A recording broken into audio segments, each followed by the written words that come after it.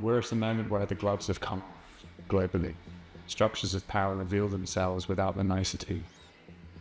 Of course, that makes it a very dark moment. But I do draw hope from the consciousness that builds alongside it.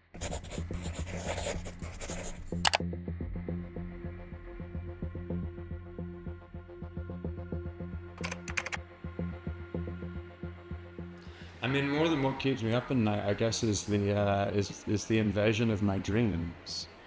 I mean, above all, right now, what concerns me, what keeps me up, is the genocide that is happening in Gaza, in Palestine, but also how that connects to everything else that is happening in the world. I don't really just see it as an issue that is only specific to Palestine. I see it as something which links so many other issues that we're dealing with in this world. Authoritarian norms are being established on the back of it.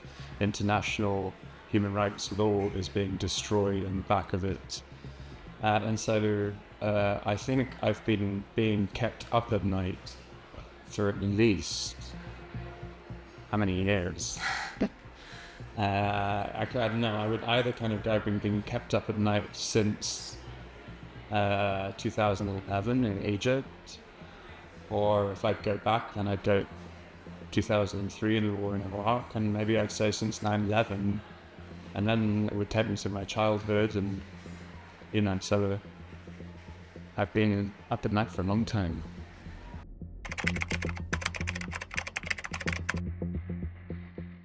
Well, for me, it's Palestine. That's the one. I mean, for me, it's the most urgent issue of our time.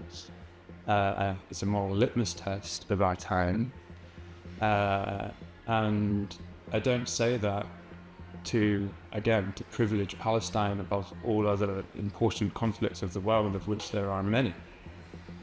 But there is a genocide in Gaza that is the culmination. And I think this is what distinguishes it from other important conflicts in the world, but that is the culmination of 77 years and counting of an ongoing Nakba, this level of catastrophe, this level of trauma, this level of apartheid, this level of injustice that is now culminating in this horrendous genocide. And its relationship with the narratives around the words never again and the Holocaust that are also very important. And I think we are at a turning point right now in how we live true to the words never again for anyone. So I think it's a hugely important issue across solidarities, across contexts, and it's definitely where I'm pitching a lot of my energy. That's a big question. I think my instinctive answer would be two things that they most often get wrong. One is an expectation that change will be linear. I think when you expect change to be linear, there are many forms of resilience that are necessary for change and resistance to be effective that fall by the wayside. And this expectation of linear change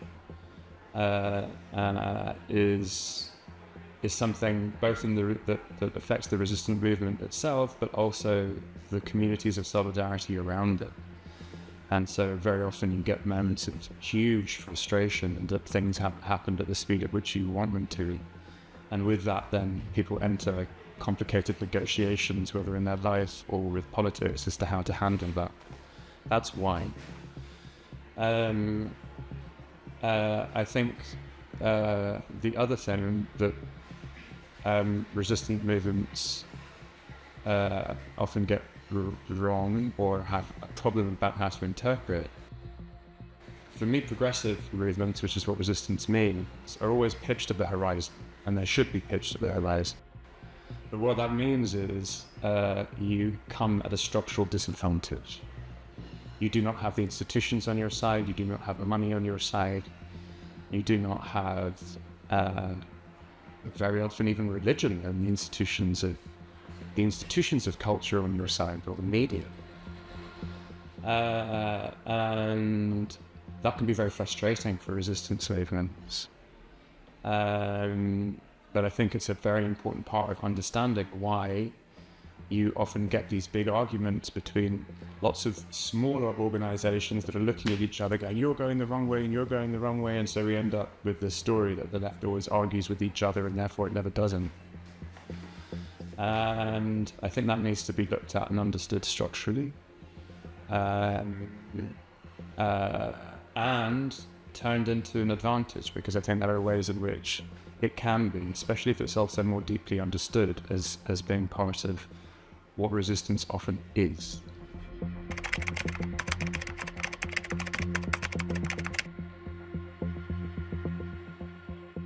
I would put this as a binary, but I'm not sure it's as binary as this. But I do think that as an artist or someone involved in a range of creative professions, you generally have a choice as to whether you will conform to dominant narratives and benefit from the conforming, or you decide to pitch yourself against those dominant narratives and benefit, because I believe there are other forms of benefit from what doing so may give you in your life, may give you in your solidarities, may give you in your relationship with the world. I think whatever an artist does, it's political. But, paraphrasing Nina Simone, I think an artist has a duty to reflect their time. I think, when you are not engaging in the arts, but you're engaging in more direct forms of communication, let's say, or media, there are ways in which people can switch off. And there are stories that become harder to engage in or get past people's first defense. Whereas with the arts, there tends to be a more encompassing or emotional, or sometimes way of understanding, listening or hearing. And I think part of our duty as artists is very often to open up the possibility of listening, when very often the narratives are closed down already and people only hear reflections of what they think they already know. And so I think that's where the artistic professions in general have a big role to play.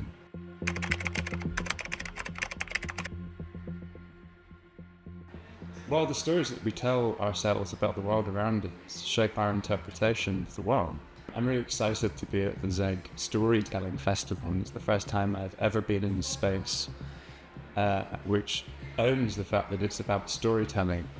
I find myself professionally code switching all the time between my creative identities, and so to have a space in which suddenly I don't have to kind of give the multiples, but actually kind of go, what I'm engaged in is narrative.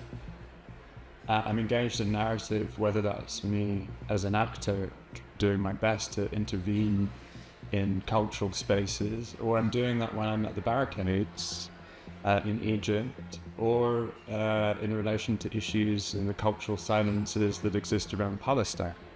We're at a moment of massive shifts in narrative, in like hegemonic narratives, let's say. And the point of focus that we have for the stories that we tell changes who we're able to become. It changes our solidarities, and it reveals territories to be curious about. So it's everything for me.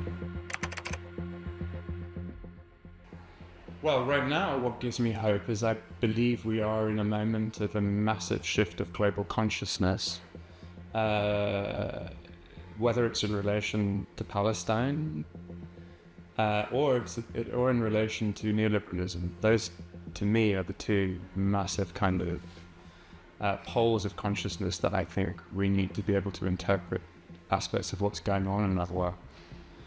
Of course, you constantly have to move from the micro to the macro, and things are more complicated than that.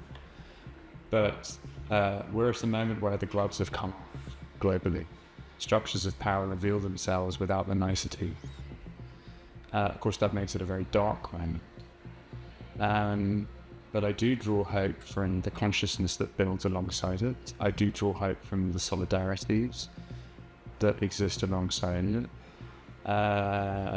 And I also draw hope from the ways in which it's building communities and collectives in ways that